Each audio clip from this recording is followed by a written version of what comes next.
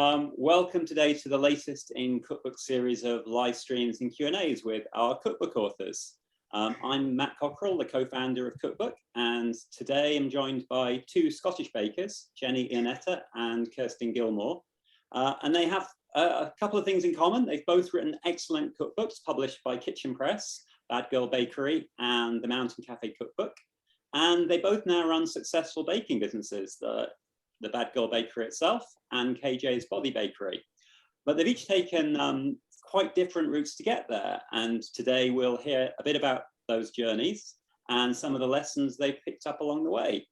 And I think if any of you want to, considering starting your own artisan bakery business, you'll also get plenty of interesting ideas and tips as well. So please do add any questions you have to the Q&A section, which you'll find with a little speech bubbles, and we'll fit them in through the course of the discussion and also in a general Q&A at the end. So maybe to kick off, Kirsten, do you want to tell us a little bit about how you ended up being a baker? For sure. So I am originally from New Zealand, as you might hear from my accent. I've been over in Scotland for 20 years. And I had the Mountain Cafe in Aviemore for 16 years. I am a chef, a trained chef by background. And when COVID hit us hard, and I quite quickly realised that I was going to need to diversify for us to survive, we found a small industrial unit on the outskirts of Grandtown on Spey. And I started baking actually from my house to start with. And then we moved into this industrial unit, and it's been quite a learning curve to go from being a professional chef for 20 years to becoming a baker. I'm certainly not calling myself a baker just yet. I think I'm still a chef learning to bake. But we're getting there, 2 years in now, and I feel like we're finding our feet now, and I'm finding my feet. Great. Now, so Jeni, how about you? I've had a completely different experience to Kirsten. I have to say, Kirsten, that was fascinating because you've been a foodie hero of mine for a long time. So to hear a bit about your background was really interesting. But I'm essentially a home baker. I fell into this by complete accident, I have to say. My background is in marketing, and I worked in the arts. So I worked for places like Scottish Opera and BBC, etc. for a long time. And I randomly applied for a job as a baker at 2 o'clock in the morning when I couldn't sleep one day. And someone miraculously offered me a job as a baker, and I started working for her. In 2012, I think I started working for her, and I thank her very much for that huge leap of faith, because I wouldn't be here if it wasn't for her. And we opened Bad Girl in 2014. Yeah, we started baking from home in 2014, and we opened our cafe in 2017. And it's now a bit like you. We had a really tricky time during COVID and had to downsize a little bit, but we're back up and growing and opening our new cafe in Inverness later on in the summer. Were you drunk at 2 in the morning, Jeni? I hadn't slept, and I was searching for cake stands. And I'm very old. I was searching for cake stands on Gumtree, because that's what you did when you're as old as I am. And the job was there, and I randomly applied for it and took some baking along to the interview. And it was a woman called Fiona Pratt who runs BB's Bakery. It was a cupcake bakery in St Andrews. And then I worked with her to grow it, and we opened in Edinburgh and Aberdeen and Glasgow. And I have to say, had I not met my husband in the Highlands, I probably would still be there. So yeah, but she took a chance on someone who'd never baked professionally in their life. So I owe her a great deal, I have to say.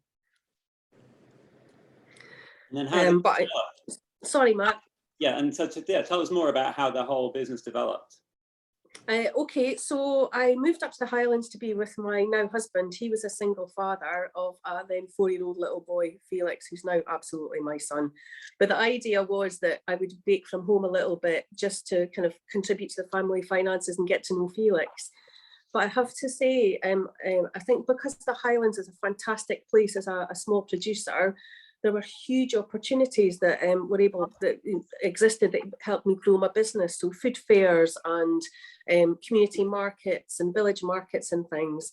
So we grew our business from that, and then bizarrely, out of the blue, got a phone call from the Caledonian Sleeper, who asked us if we'd like to supply them, and that's what basically started our growth and what made us take these premises on, and which made us start to kind of grow the business into a bricks and mortar business. So maybe some of the people in America might not have an idea of what the Caledonian Sleeper is, or how your products fitted in with it. Good question. It's an overnight train service from Scotland to London, and they had a remit to work with small businesses and have as much kind of locally produced product as possible. And they asked us to come up with a menu of breakfast muffins for their first class breakfast offering. And when they phoned to ask for the meeting, I just kind of laughed. I'm thinking they've got no idea I'm working from home in my kitchen. I'll go and have the meeting.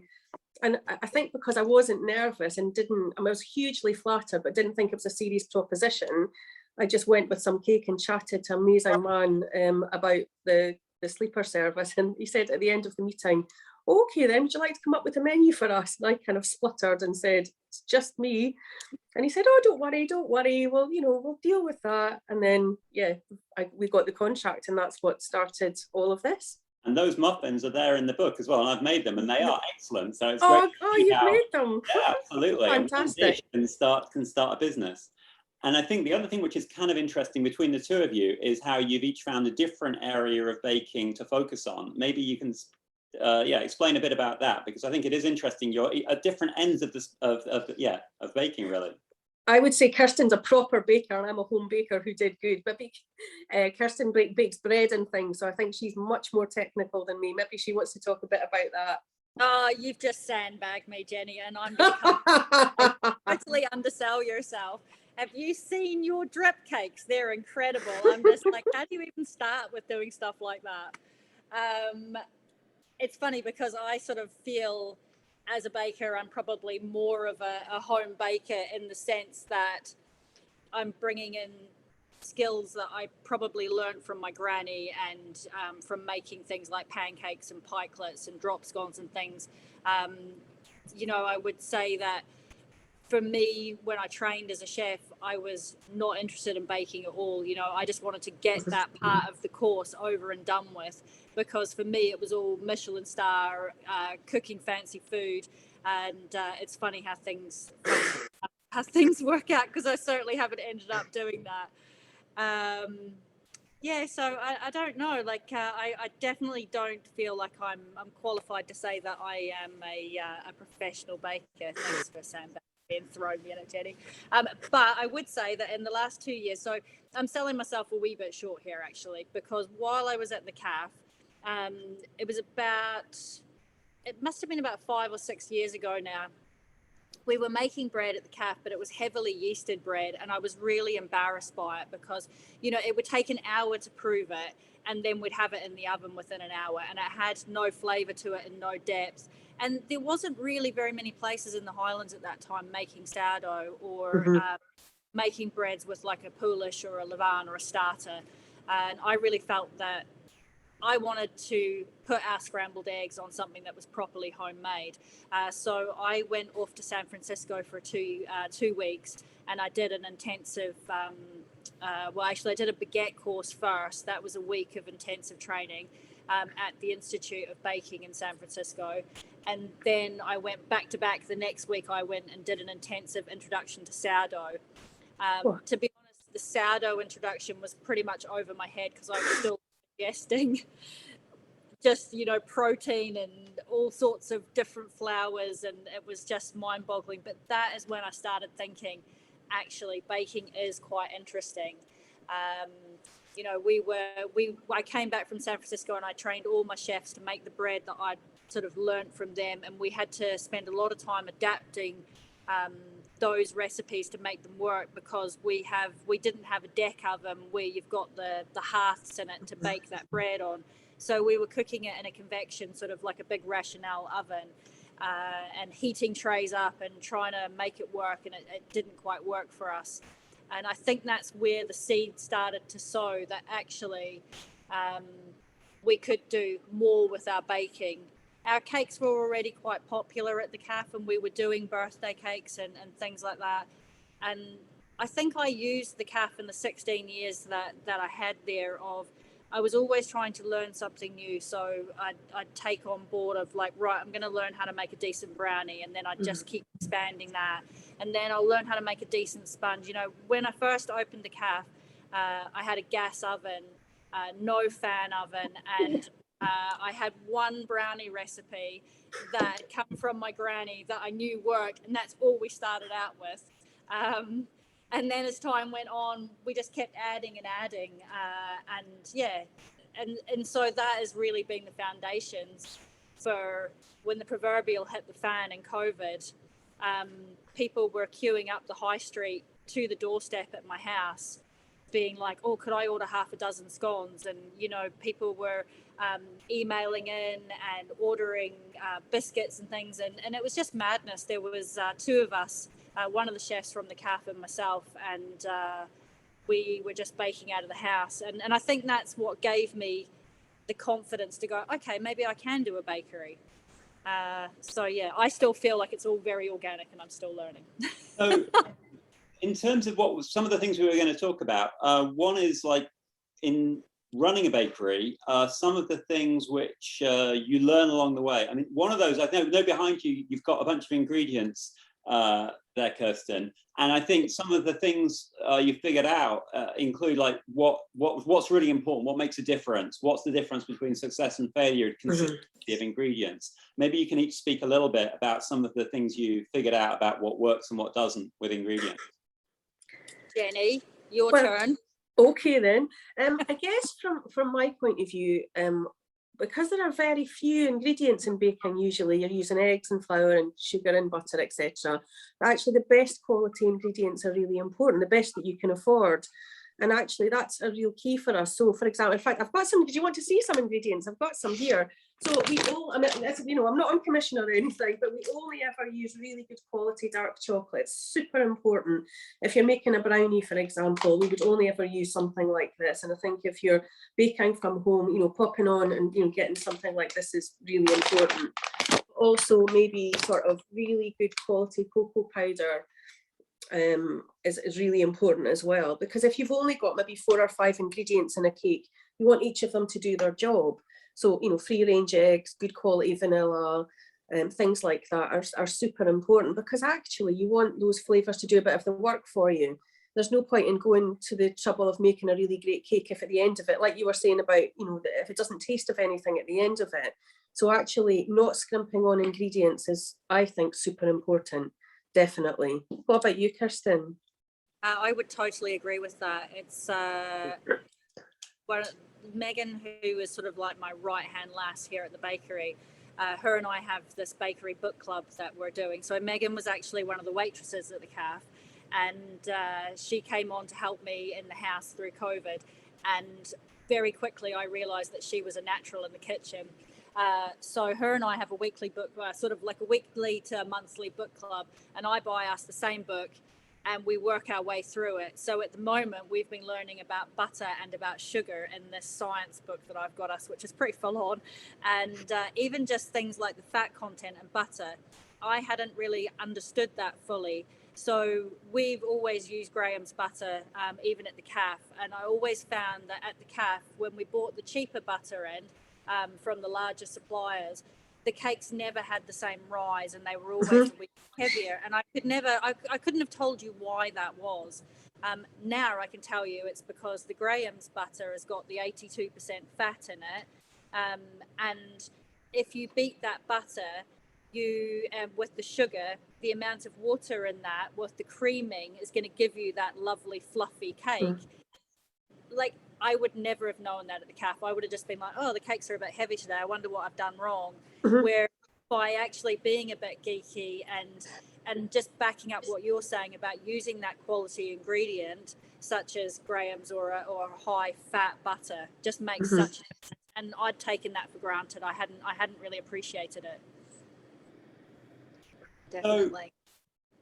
The other thing which I guess each of you are doing as you're building your businesses is getting consistency and bringing new team members on board and helping them to make things really successfully.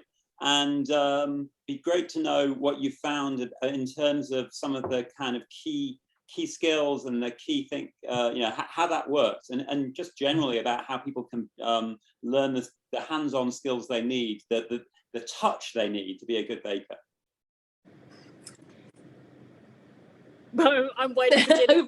I'll chip in. I did actually write a couple of wee notes on this when I was waiting for us to log on, and I think sort of the key skills for the things that I've taken on board with the bakery is starting off really simple, having those quality ingredients that you can get hold of, and slowly building your confidence. And it's about being consistent. So if you make a cake, always make it with that same butter while you're learning, because if you start swapping your ingredients around too much in the beginning, you're going to find that it will be heavier, or it won't quite work, or the batter might split. And one of the things that I really like doing, I'm going to show you. So I've got a flapjack recipe here in the book, and I just want to show you the carnage that is me baking,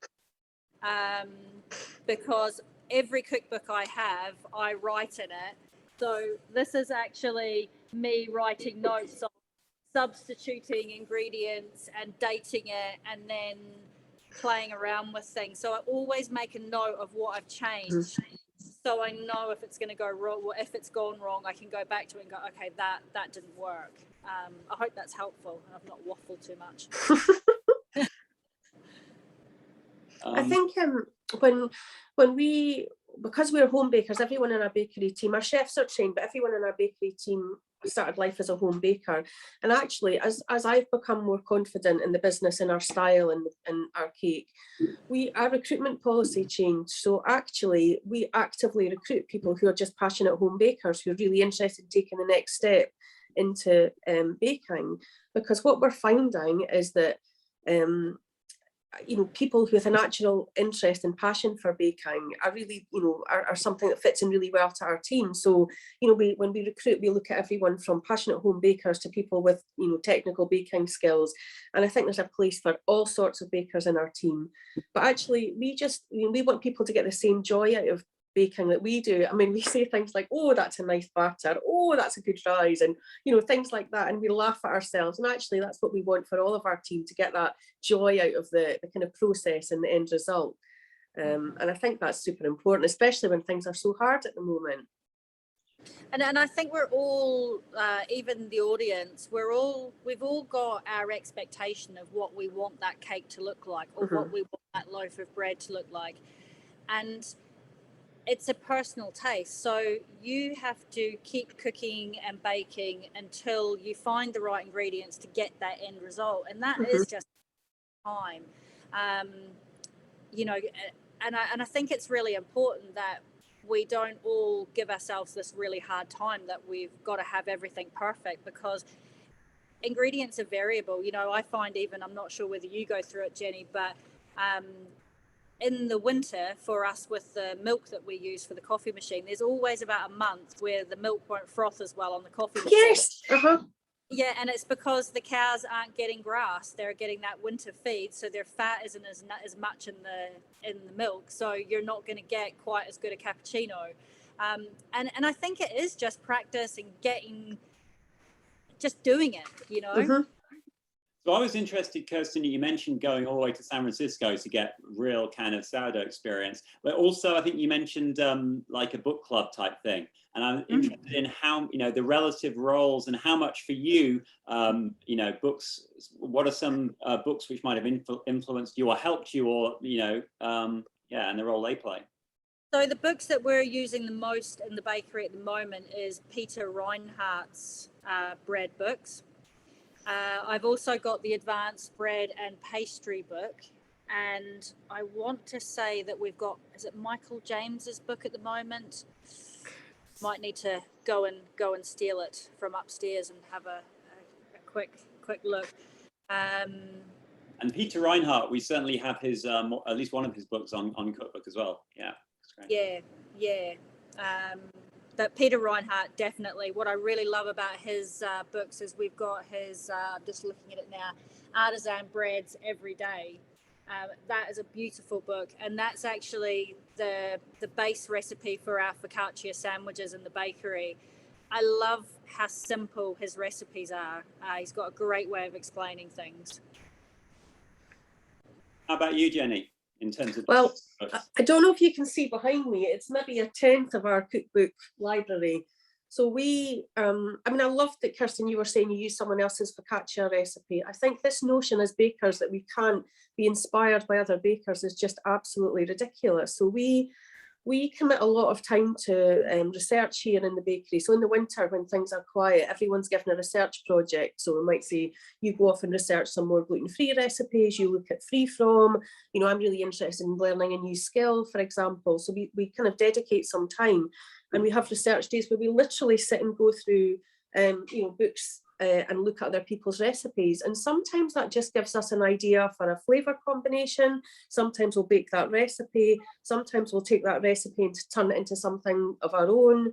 But, you know, my inspirations run from everything from the Biro book, which I think is just so full of classics, to, you know, I go through phases. So I'm really keen to bake things from other people's books that people I admire. So we just go through phases, but I mean, we certainly take huge inspiration from other people's books, and I think that's something to be really celebrated. My cookbook fetish is getting out of hand. And yeah, the Biro book is the old British book she's going for so many decades, and it's so old that the first like dozen editions are all out of copyright. So yeah, we have a 1950s edition on cookbook too, and there's some great things in there. Well, I'm looking at, you know, books that are so well used they're falling apart, and that's, you know, that's my ideal sort of cookbook.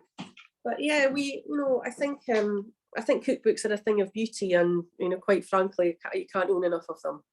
You were talking about where the ideas come from to sort of put something new on, and I was just thinking about when you do try new things and put them on the menu, and how that works with the kind of the customer response, and what you found to be things which are really popular, or things which you maybe didn't, you know, which you've taken off but had to put back on. You know, how does that all work?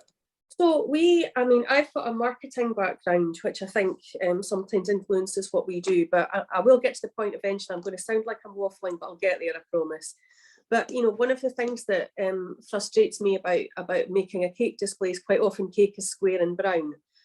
And so we might have kind of 16, 20 different bakes out every day. And if you're not careful about the planning of that, you've got lots of square brown things. So I wish I brought one here, but we create a template. We've got a template of our display. So every day we sit down and we go, right, okay, we've got some vegan options, let's some gluten-free, let's have some colours. We don't use artificial colours in the bakery. So what's going to give us some natural colour? What would your granny choose if she was coming in? What would you choose if you were thinking you were being healthy, but you were really going to have a cake? So you want to have a look at all of those. So whenever we create a new recipe, it's got to offer something to the customer in sort of any of those categories. And to be honest with you, we're so anal about quality and flavour that if it doesn't get on the counter till it's been tried and tested about 1 million times. And my poor husband, every time I shove a bit of chocolate cake under his nose and ask him to taste it and how different it was to the one he had before, and watching him panic because they taste the same to him, you know, happens a lot. But I think from our point of view, a lot of thought goes into a cake before it goes out on the counter.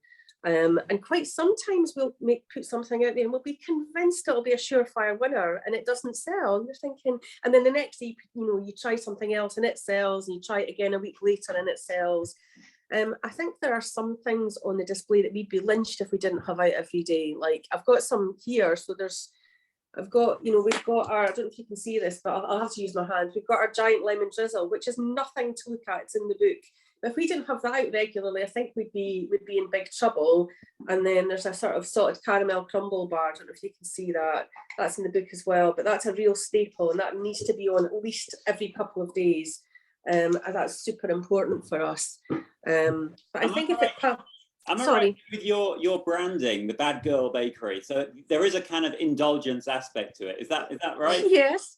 So you're not so much the super sort of healthy, it's all made of beetroot sort of end of baking. No, I mean, our name sort of gently pokes fun at the notion that if you indulge, then you're being bad. So Bad Girl Bakery is kind of sort of gently poking fun at that person that everyone's got in their life. I'm not telling you who mine is, who kind of frowns on indulgence. And if you reach for a cake, like, oh, you bad girl. And that's what that's about. So ours are definitely, they're generous, they're filled, they're big portions, they're, you know, over the top. But in that display, there's always something a bit more low key, so that, you know, we've got something that suits most tastes. So, and Kirsten, I guess you started your bakery kind of just through the pandemic, and so it's going to, in terms of developing what your offering was, that must have been a sort of, evolving over time. Mm-hmm. Yeah, so we definitely started off a lot more with sweet things. So a lot more ice cakes, our scones, our slices. In the first months of the pandemic, we made 2,500 slices of millionaires out of my household kitchen and did it mail order. It was bonkers. I think if I asked the girls to wrap up every single piece individually in parchment like they did in that first bit of COVID, they would probably all quit. So yeah, we started off very much. I thought for me a bakery was all sweet things, and I think as time is now going on, I'm becoming much more pastry, and I'm wanting to learn pastries which are slightly less sweet, but very much so our sandwiches are flying.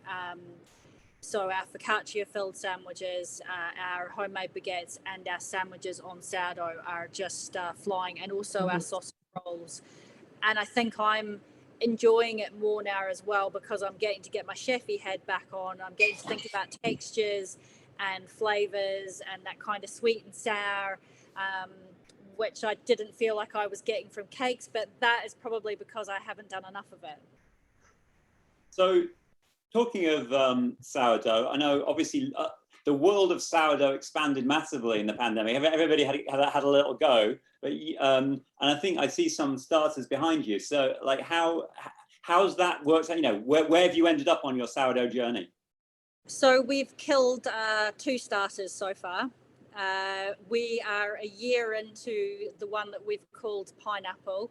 He is doing really well. He's actually a Peter Reinhardt starter, and he's doing particularly well.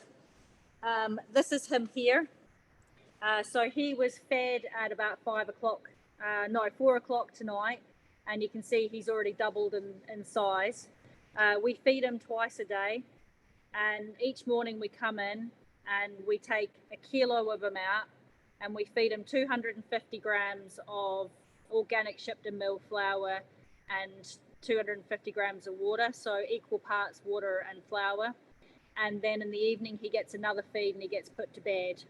And we make our starters with this guy here as well. We also do yeasted doughs as well. We started off doing more of the yeasted doughs, and now sourdough is taking over because people are enjoying it more. And it's a really basic thing, but I can see what you've done there with the using the elastic band to keep track of the level, and that's brilliant if you get the right container. So rather than having to scribble on it or anything, you've got an easy way to keep track of the progress. That's great. And we're still very much learning. Last week we had one day we actually weren't happy to sell our sourdoughs because they were all like frisbees, and we couldn't work out what we'd done wrong. And we realized that we'd fed him up, but we hadn't taken any of him away and got rid of him. So he'd become so big that he'd basically lost his structure, and he was just consuming all this goodness, but not putting anything back into the loaves we were making. So we culled him, and now we've started feeding him again at the start of this week, and he's back to full strength. So it's very much a learning curve. You know, I just feel like every day Megan and I have these sourdough chats, and we're a bit like, ooh. I love that he's a he, by the way. Oh, it's got to be a he. I mean, he's really. And why pineapple? Yeah, well, so he had, to start him off, he had 100 mils water, 100 mils unsweetened organic pineapple juice, and 200 grams of the organic Shipton Mill flour. So we just felt as though we had to call him Pineapple. But he gets called Junior a lot these days. So and Megan has become like the sourdough monster. So we all joke that he has to be like winded, and he's got to be like cleaned up, and like almost like his bum's got to be wiped before he gets put to bed at night. You know, she gets very particular about it. That's interesting with the pineapple ingredient, because I would made a Jason Licker Hawaiian roll, these Portuguese sweet rolls, and that has pineapple juice in it as well. And I think apparently it kind of affects the structure because it's got those enzymes in pineapple juice, which kind of tenderize meat. So I guess that also affects the gluten. So it makes these really kind of soft rolls. I mean, I can't imagine there's any pineapple left in him now, but he definitely got it on the road. I'm killing 2 of them.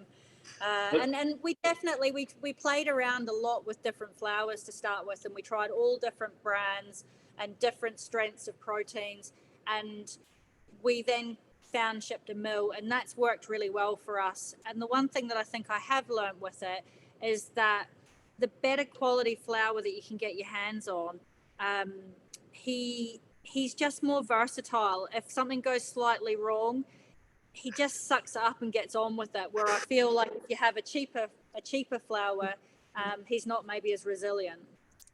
Right. Now, your story of a sourdough disaster kind of ties in with the general issue of baking disasters. And also, I think Jeni's got some examples of where sometimes things can go wrong, but maybe you get other ideas for the future come from, from those mistakes. Oh, definitely. I mean, I think everyone has baking disasters, and I have to say more often than not, or for us, it's human error. It's, you've missed out a step, you've rushed, that kind of thing. But, it's, what is a disaster? Does it taste nice? Was it just not what you expected? Was it not what you set out to do? Is it really a disaster? How does it taste? And what can we make with it? So, our chocolate cake recipe actually bakes, it's quite an ugly bake. It doesn't bake particularly beautifully, but it tastes fantastic. So when we were tweaking that recipe, the taste was fantastic, but actually the bake wasn't particularly pretty. And we ummed and awed about that. Then we were thinking, well, wait a minute, it's getting covered in buttercream. Why are we worried about that? That's not a disaster. That kind of thing. But also, if something's not quite right or doesn't look good or hasn't turned out the way you want it, then we can turn it into maybe a cake truffle, for example. And actually, we started making cake truffles out of the domes that you cut off layer cakes when you're icing them. And they were so popular that we've had to bake cakes just to make cake truffles. But, it's about kind of what is a disaster. And, I think because I'm not a trained baker, we do a lot of, what will happen if we do this? And, more often than not, something nice results in it. But, we've had some pretty awful disasters too. We once made cookies that tasted like hot mayonnaise, and yes, they were absolutely disgusting. So it doesn't always go according to plan, but there's usually something you can do to fix it, to turn it into something else, to rescue the situation. To what extent do your customers come in with particular, say, diet requirements? Are either of you doing anything much gluten-free, things like that? Yeah. I mean, I think gluten-free for us has certainly always been incredibly popular, and vegan plant-based things have become more and more popular in the last couple of years. And I think from our point of view, we spend a lot of time developing recipes like that, and they have to be good recipes in and of themselves. They can't just be a good gluten-free recipe or a good vegan recipe. They've got to be something that any of our customers would choose. And I think that's super important. So yeah, they're a big part of what we do. And we put a lot of time and effort into kind of researching those recipes and getting them right. And what sort of range of gluten-free flours do you use then? Does that vary according to the recipe? It does. I mean, I'm a really big fan of like Dove's Farm gluten-free flour, for example. I think that's really, really good.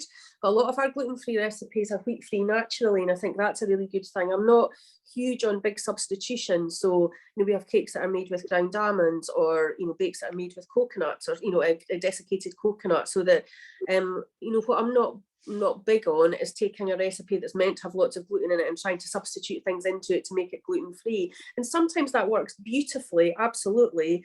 But I think other times, I think the recipe, works a little bit better if that's not the case sometimes. How about you, Kirsten? So at the start, I was very twitchy about doing gluten-free because we've got such huge volumes of flour in the bakery. But we've actually started a range now where we are doing gluten-free and wheat-free and a lot of vegan as well, but it's not suitable for celiacs. That's what we say. Yeah, and it's actually selling really well, and we've had great feedback. I've found things like, at the moment, I'm playing around with a vegan gluten-free chocolate cake. So I'm using apple sauce as part of sort of base to make up for the fact there's not eggs in it. And also, we use Dove's gluten-free flour as well, and I'll always add in a wee teaspoon of xanthan gum. Yeah. Just put that as elasticity back into the cake. And it is just that those little things of tweaking the moisture as well. The other random gluten-free flour that we use is the rice flour from So we use that on top of all of our loaves if we're dusting our loaves. Because there's no gluten in it, if you pop it on, if you line your baskets for your sourdough, so that's one of our baskets there, and then it sits overnight in that, and you go to bake it, you get a really lovely crust with the rice flour because there's no gluten in it, so it's got no stretch, so it's really crunchy. And if we're making tiger bread, we'll also use the rice flour with some yeast, water, and some sesame oil, and that gives an amazing crust. So, yeah, gluten-free stuff. I think it's come on leaps and bounds as well. When we started at the cafe, it was always like these heavy carrot cakes, and you felt like you were punishing people for being gluten-free. There's times where I'll take something gluten-free home now, and my husband has no idea it's gluten-free or vegan, and I certainly wouldn't tell him. Like our cinnamon buns are vegan, and I don't think he even knows, and I'll never tell him because he'll be like, "Ooh, vegan." That's a really good point. When we're doing recipe testing, we often, with the team, will test things and we'll chop things up and say, try that. And after they've tasted it, we'll say, well, that's gluten-free, that's dairy-free, that's vegan. And they're really surprised because you're right, the kind of historically, those cakes weren't as good as the other cakes. And now that's just not the case, I think. Totally agree with you. Now, you've mentioned, just on moving on to another topic, we've talked about ingredients that make a difference, but I just saw there that little bit of a liner, a bit of equipment which would help to release something when you're baking. And I'm wondering if you each have some thoughts on what some key bits of equipment, gadgets that could really help a home baker. Oh, definitely. I mean, I think first and foremost, it's not very exciting, but I think if I was a home baker, the first thing that I would invest in is an oven thermometer. Because all ovens are different, and a lot of problems in baking can stem from the oven being too high, too low, not consistent enough. So, a £10 oven thermometer is a great thing to start off with. That's definitely what I would recommend. Talking about ovens, there's the whole thing about fan versus non-fan. Any thoughts on that if you're cooking at home for cakes? I always recommend a fan oven for cakes, and I find it really difficult to bake in a gas oven. So I would always recommend that. But I think everyone gets to know their own oven. So, I mean, we've got an agate at home, and it took me a good, 5 years to make friends with it. Douglas had it before I moved in. And I think you get to know your own oven, you get to know, it sounds really stupid, but you get to know the heat, you get to know the hot spots, and you work around it. But I think an oven thermometer is a great start. Great. I think fan versus no fan, there's certain recipes that will work really well without a fan. So we've been playing around because we're quite limited for space. I don't know if you can see over my shoulder. Let me come this way. So you'll see we've got I'll try and get my ugly mug out of it. We've got the Rothko oven, and they're like a deck oven with the bricks in them for baking our bread. We've actually found there's no fans in those ovens. We've actually found that our tan slice and the ginger crunch base works really well in it. And I think it just dries out the base and makes it nice and super crunchy. Also, we do all our biscuits, like our melting moments and our shortbread in there now. But I certainly wouldn't be sticking a cake in there. So I think there's pros and cons to fan and no fan, and I think yeah, it's quite interesting. I think you get to know your own oven and what it does, what it's good at and what it's not good at. Sorry, Mark. I'm going to say, any other gizmos? Like on the sourdough front, there's all these different ways of kind of slashing it, which I don't know, I have total failure with that, but the monster for doing your water. So all of at the moment it's quite warm in the bakery, so we do the water from making our starters is always 15 to 18 degrees, and when it gets into winter, you know, it can be sitting at about 2 degrees in the bakery when I come in at 4 in the morning. So I can have the water up to about 25 degrees for getting the doughs going, and that's taking into account the fact that the metal bowl is cold and things like that.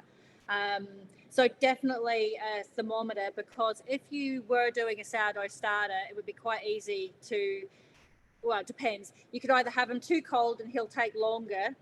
See, I keep calling him a he. I'm sorry, I'm not sexist. It's making me very happy.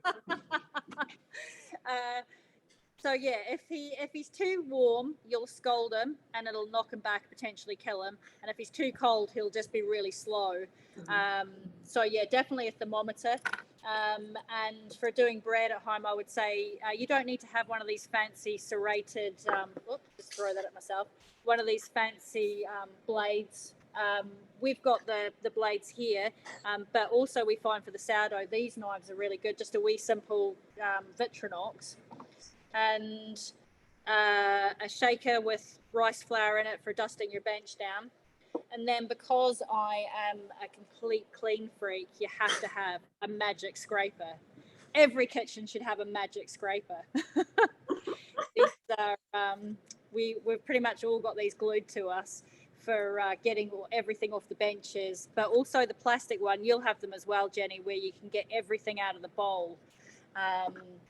And they are so much easier to use than using these sort of spatulas, because you always end up with loads left on the spatula. Where if you've got these, I'll go and grab one. You talk about spatulas, Jenny. Okay. Well, actually, so I've got some things that are kind of really sort of household things that are great if you're baking at home. I've got sort of ice cream scoops, which, the scissor action ice cream scoop. So if you're scooping out cookie dough or cupcake batter into cases, they're fantastic. So not only are you not dirtying 2 spoons and getting batter everywhere, but you get a really consistent finish.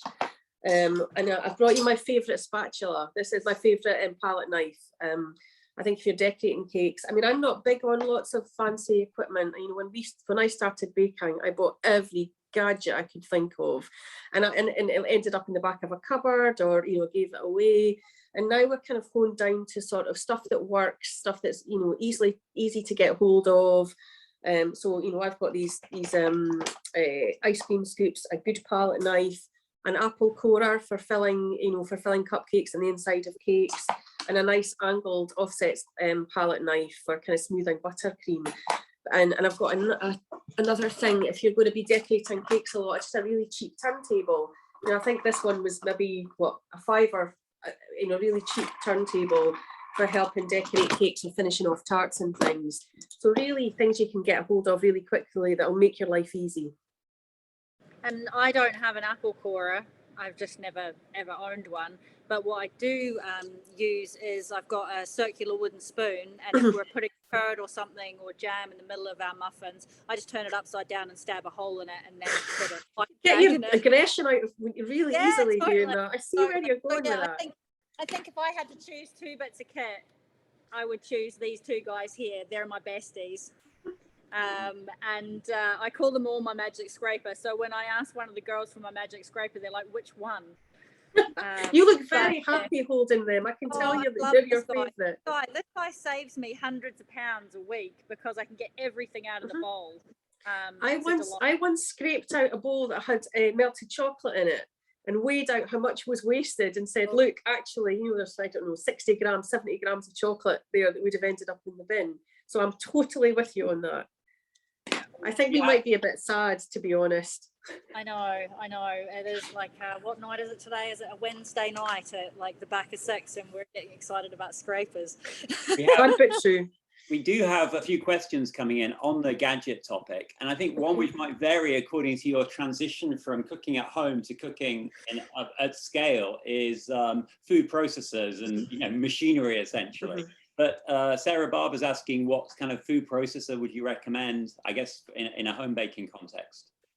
Does she? I mean, I think in terms of I'm a big fan of a kind of Magimix, which is a really good quality food processor. But in terms of a stand mixer, we as much as I love a KitchenAid because they're beautiful, we are big fans of K-Mix, just Kenwood mixers for small scale stuff. They're just workhorses. They've got really nice. Look at me doing the action of the dial. Really nice controllability. So I would say a Magimix for a processor and a K-Mix for domestic sizes. But I would say you could absolutely get away without using a stand mixer in lots and lots of recipes, but you also don't need to invest in one if you're not sure you'll use it. So a handheld mixer, you know, the ones with the sort of beater attachments, one of them would do the same job as a stand mixer in a lot of kind of cake recipes until you were sure you wanted to invest in a stand mixer.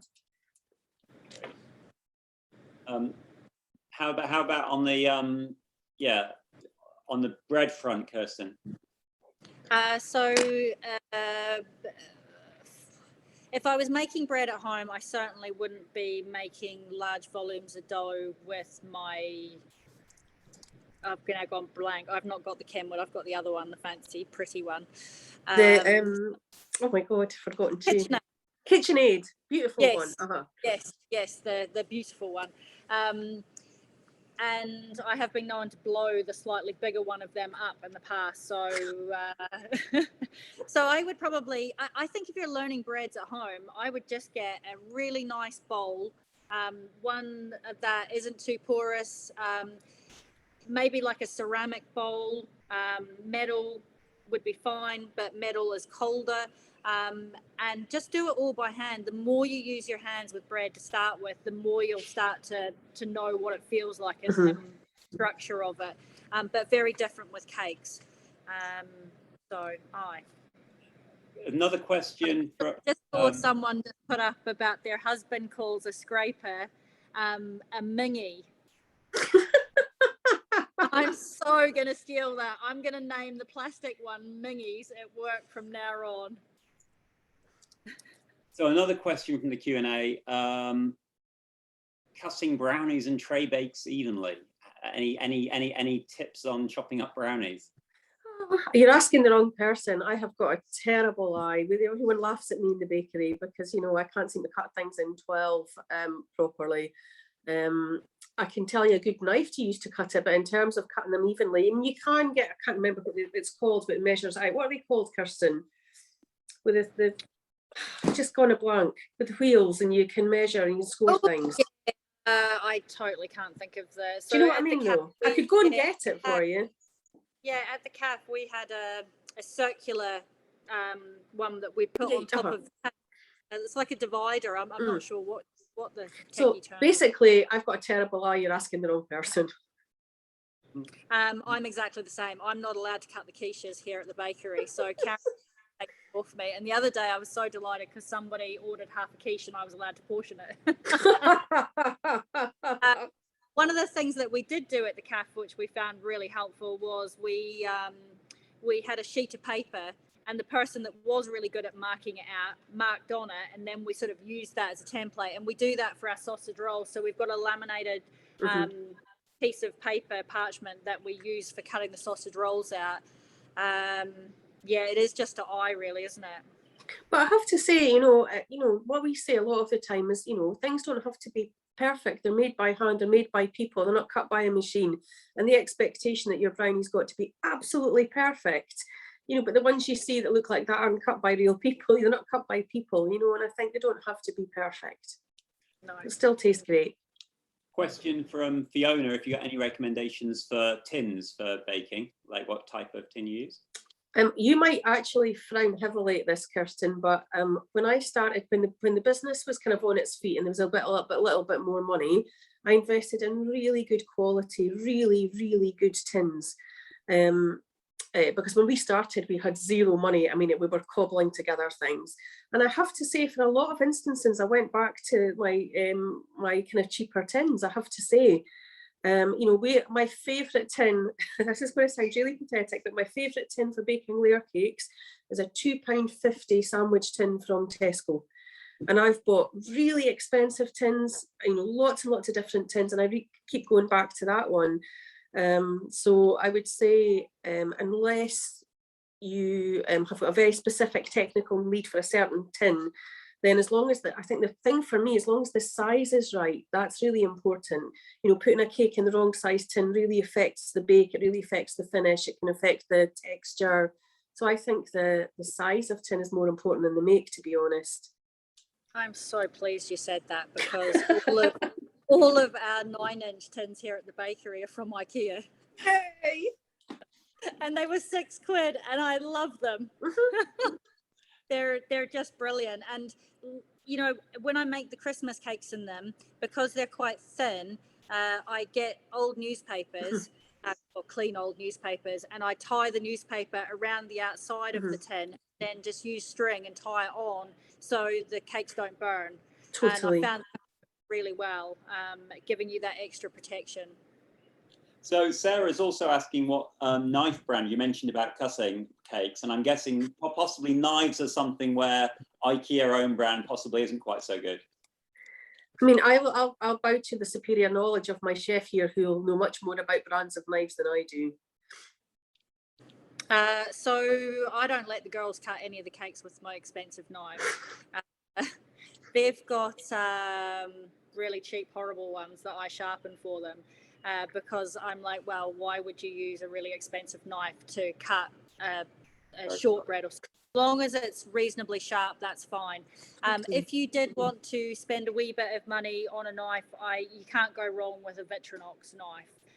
They're nice and thin, the blade, and I think that's, you know, they do a pastry version of this one with a rounded end on it. They're really nice. They also double up as a bread knife, so I would definitely recommend them. But I mean, I think you're right about not needing to use an expensive knife for cake. But I think there's some other things that are important, not just the brand of knife. And you're right, it has to be sharp.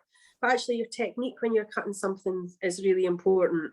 You know, so we do front of house training. If we're supplying cake wholesale to other places, we'll go in and we'll do front of house training with the staff and teach them how to cut each of the cakes, you know, in a way that's, you know, doesn't cause them any stress.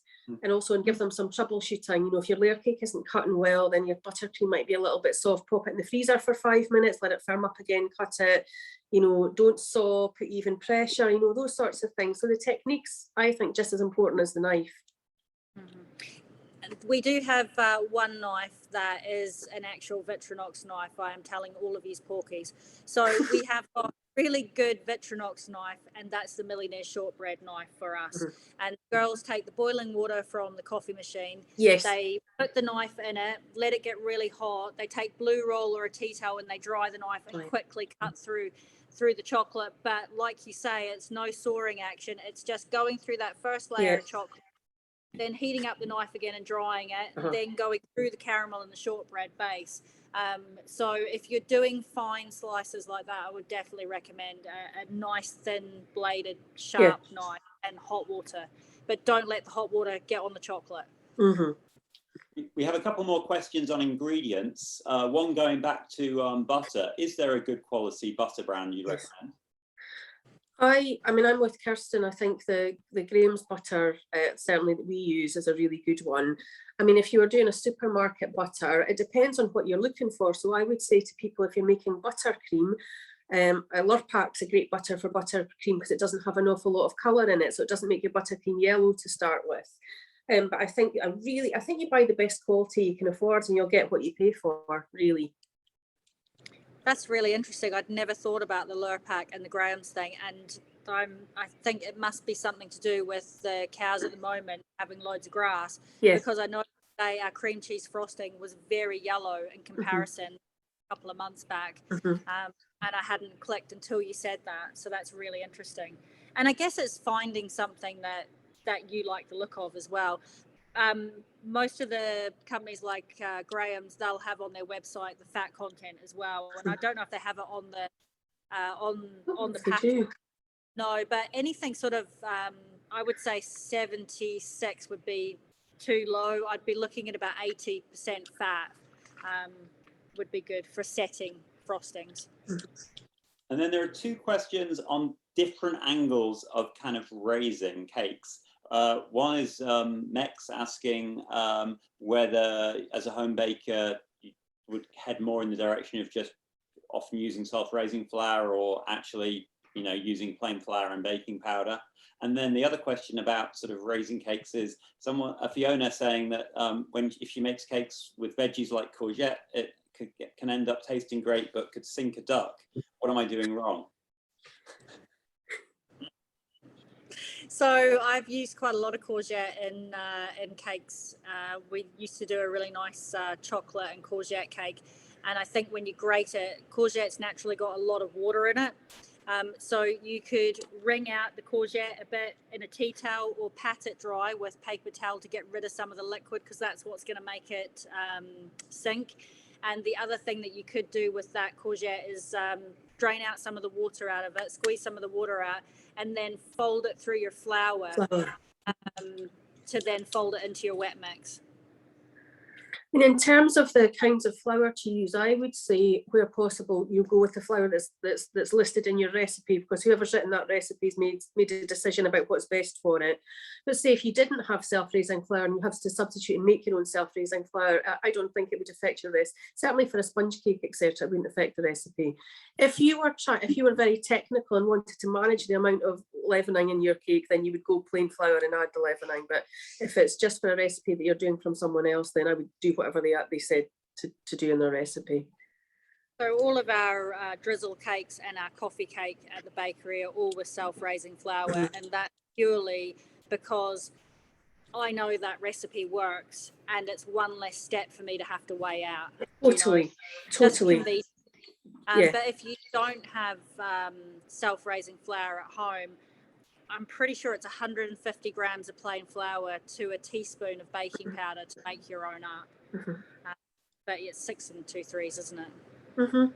Well, we're coming close towards the end of the hour. A lot of people have been asking about the recipes and really keen to sort of, which we're going to send around an email afterwards with links to a lot of recipes on Cookbook. But one thing I was going to put you both on the spot and ask for a quick suggestion. If there's one recipe from each of your books and on the baking front that people following this webinar might like to give a try to, what would you point them towards?